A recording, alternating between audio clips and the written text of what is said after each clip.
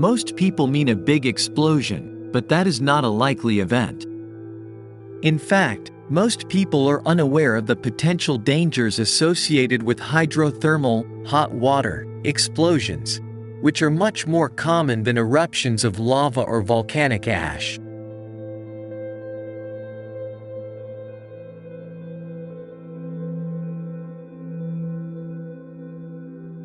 A hydrothermal explosion is a powerful and dramatic event that results in the rapid release of boiling water, steam, mud and rock fragments.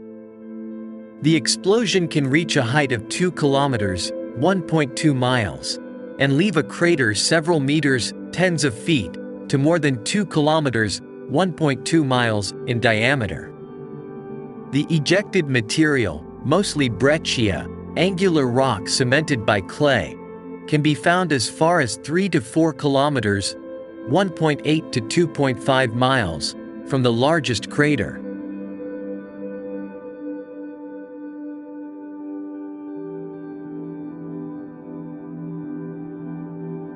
Hydrothermal explosions occur when interconnected reservoirs of shallow fluid with temperatures at or near boiling point underlie a thermal field. This liquid can quickly transition to vapor if the pressure suddenly drops. Because vapor molecules take up more space than liquid molecules, the transition to vapor results in significant expansion and destroys the surrounding rock and releases debris.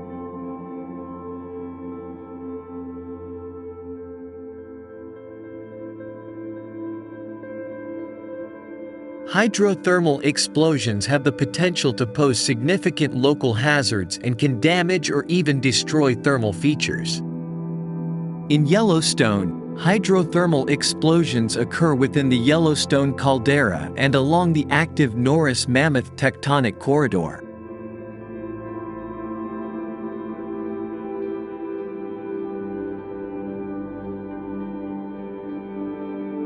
Large hydrothermal explosions occur on average every 700 years, and at least 25 explosion craters more than 100 meters, 328 feet wide have been identified. The scale of these craters is much smaller compared to other geothermal areas in the world.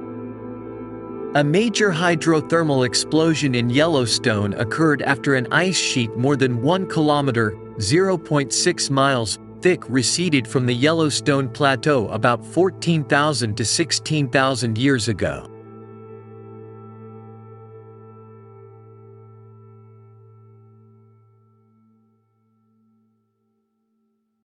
Critical components for the development of large hydrothermal systems require high heat flow, abundant water.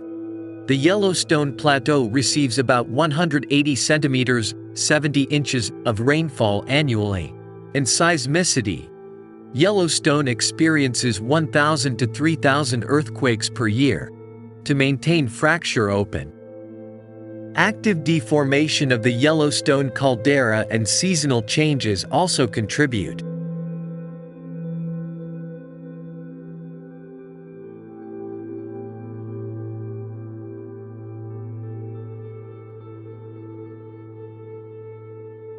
Hydrothermal systems with explosive potential have a water-saturated system at or near boiling temperature and a well-developed system of joints and fractures interconnected along the hydrothermal fluid flow.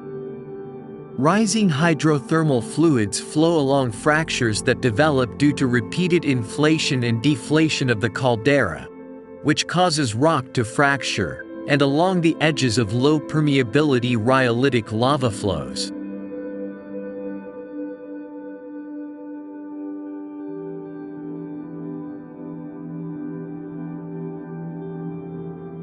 The size and location of hydrothermal fields may be limited by excessive rock alteration and the development of clay minerals that can form overburden and seal the system. If part of the system is sealed, a sudden drop in pressure causes the water to turn into steam, which is quickly channeled through interconnected fractures.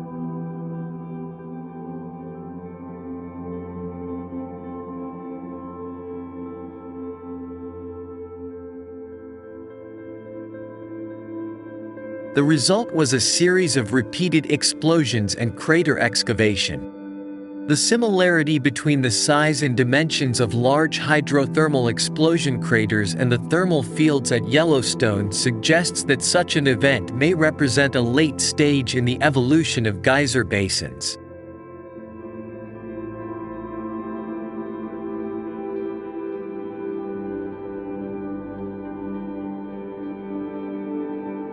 Although large hydrothermal explosions are rare on human timescales, the potential for a similar event to occur in Yellowstone National Park in the future is not small.